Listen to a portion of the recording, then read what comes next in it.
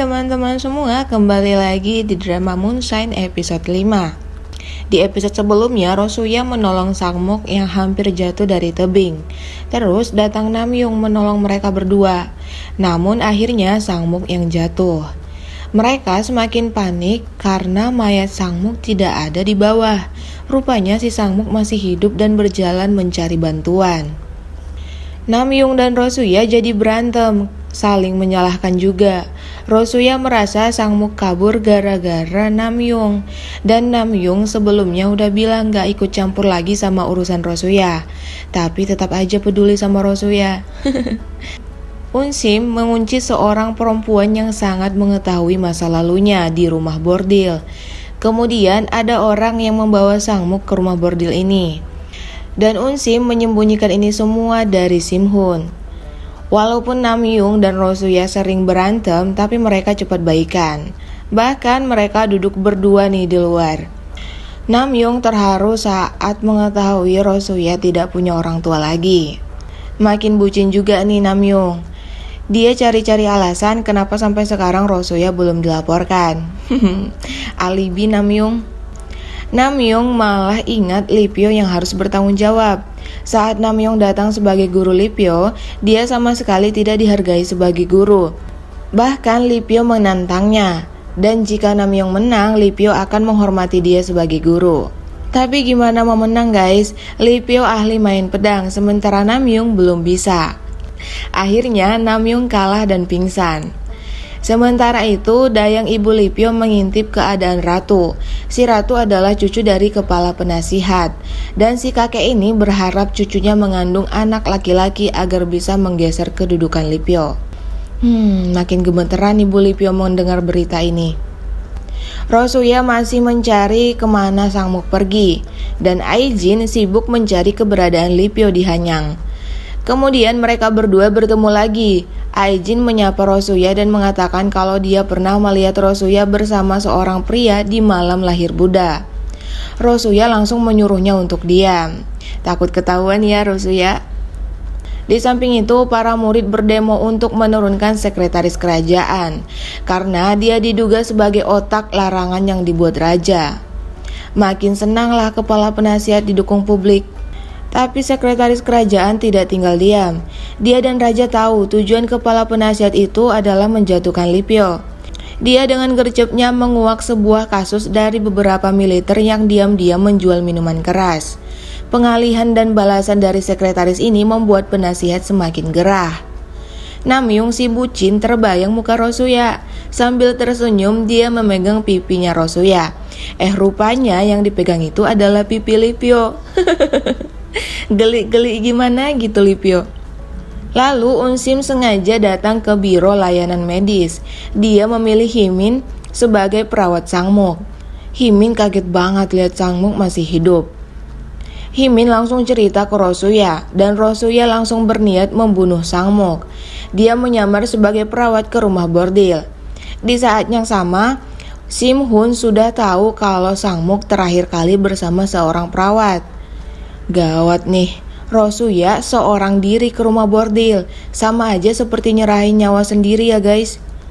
Namyoung dan Lipyo panik setelah mengetahui Rosuya senekat itu. Belum sempat bunuh Sangmok, Rosuya ketahuan sama Unsim. Mimin juga udah curiga ini pasti rencana Unsim memancing Rosuya datang ke rumah bordil. Beberapa menit kemudian datang Simhun melihat si Sangmok.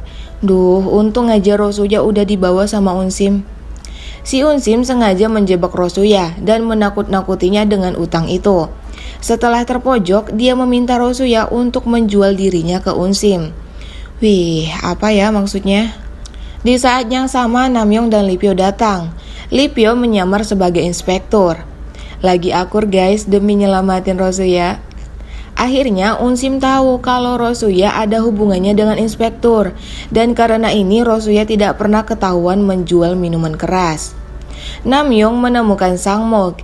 Ternyata si Sangmok lupa ingatan guys. Hidup Rosuya sedikit lega lah. Terus Lipyo salah masuk ruangan. Dia tidak sengaja melihat perempuan-perempuan yang sedang ganti baju. Anggota Namyoon lebih lucu. Sebelum ke rumah bordil ini, dia baru tahu fakta kalau Lee Pyo itu putra mahkota. Malu banget dan langsung sujud. Pak Kumis, Pak Kumis. Unsim sebenarnya udah tahu kalau Namyoon datang mencari Rosuya. Setelah Unsim dan Rosuya bicara empat mata tadi, Rosuya diikuti sama Simhun dari belakang.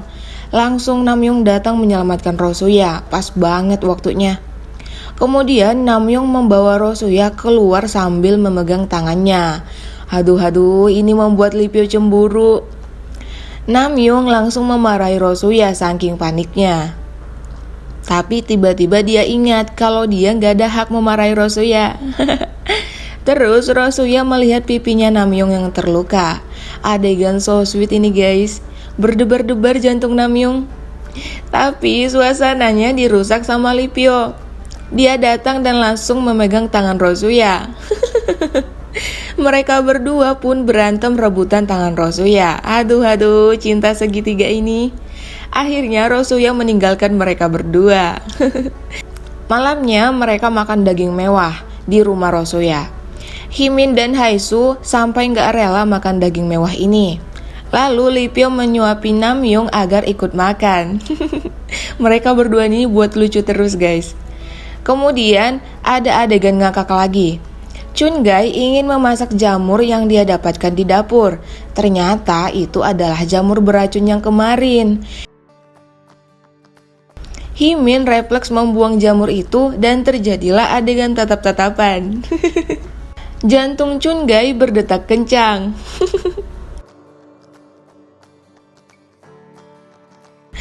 Terus tiba-tiba hujan turun. Gagal makan-makannya.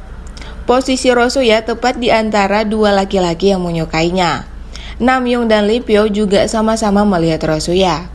Di akhir episode ini ada kepala penasihat yang akan menjodohkan Namyoon dengan Aijin. Ada niat terselubung dari rencana perjodohan ini guys.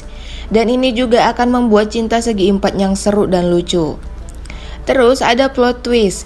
Akhir dari percakapan Unsim dan Rosuya adalah sebuah kesepakatan. Rosuya akan bekerja sama dengan Unsim, menjual minuman keras, dan utang Rosuya dianggap lunas. Bagaimana cerita selanjutnya? Kita akan saksikan di episode 6. Thank you for watching and see you on next video. Bye-bye.